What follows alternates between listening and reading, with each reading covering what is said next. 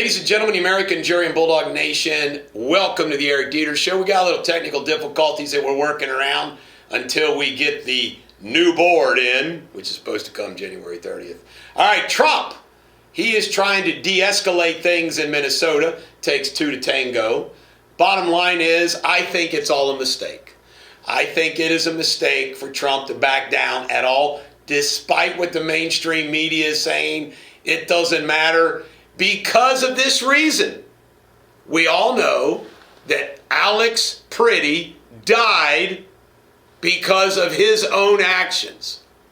He brought a loaded gun with multiple magazines and then tried to intervene. Bad stuff's going to happen. That's my opinion. Tom Homan is being sent by President Trump, and one of the reasons why he's doing this is because of Homan's credibility. And I get why Trump's doing what he's doing. Problem is, he's got too narrow of margins in the House and the Senate. That really sucks for him. By the way, he's going to be going to Iowa today to preach about his economic successes.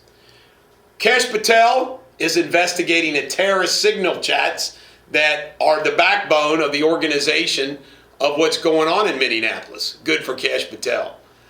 Meanwhile, Walt says that he wants to help the ICE now get the really bad guys. And Jacob Fry apparently is too. Homan's going to be talking to them. You know what? These guys will claim victory. If you allow these organized protests to succeed in Minneapolis, what do you think is going to happen? Meanwhile, we have Laken Riley, who was also a nurse, who was beat to death. Where was the outcry and protests from the left then? Of course, there was none. Greg Bavino, the head of the Border Patrol, is apparently being reassigned out of Minneapolis as part of this effort to try to reach some common ground with Waltz and Fry.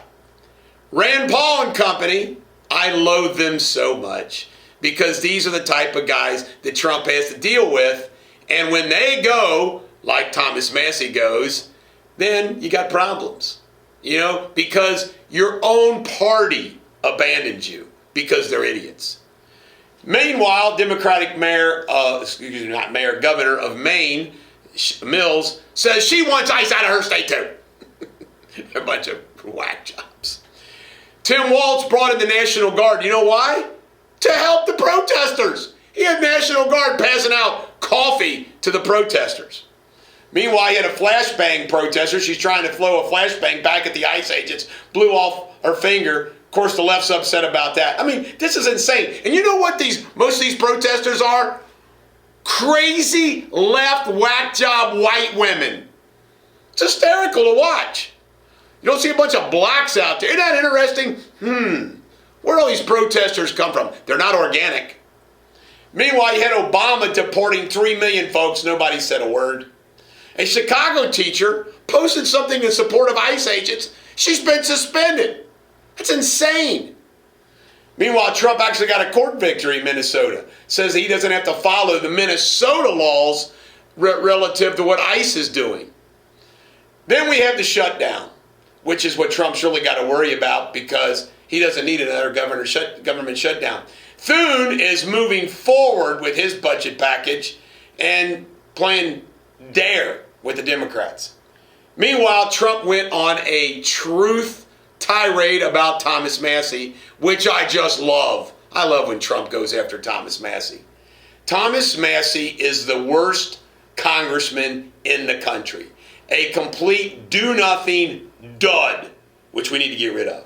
In world news, Iran apparently wants to talk about a deal now. That's what happens when you have a flotilla, a fleet, sitting right outside your country in the ocean, ready to bomb you to death. South Korea, Trump's engaging 25% tariffs on South Korea because South Korea is not doing what they claimed they would. Meanwhile, you got Canada's apparently going back on their deal with China, also in the face of Trump threats. And in pop culture, I don't know where to put this, so I'll put it in pop culture. A very wealthy attorney, also married a very wealthy attorney, and 5 other companions, and the pilot died, taken off from Maine, going to a girls' trip in Paris when the plane flipped over and blew up in flames. Sad as always. Sports Without Boundaries. Stephon Diggs from the New England Patriots turned his back during the national anthem. Apparently some teammates didn't like it. Remember, the Super Bowl will be 2 Sundays from now. And in history, today they signed in 1973 the Paris Peace Accords, ending the Vietnam War. And your Shakespeare insult of the day is, do not be an odious, envious lootster. This is the Bulldog. You got lootster. You got to love that word. You're a lootster. This is the Bulldog. Every dog has their day. Have a great day.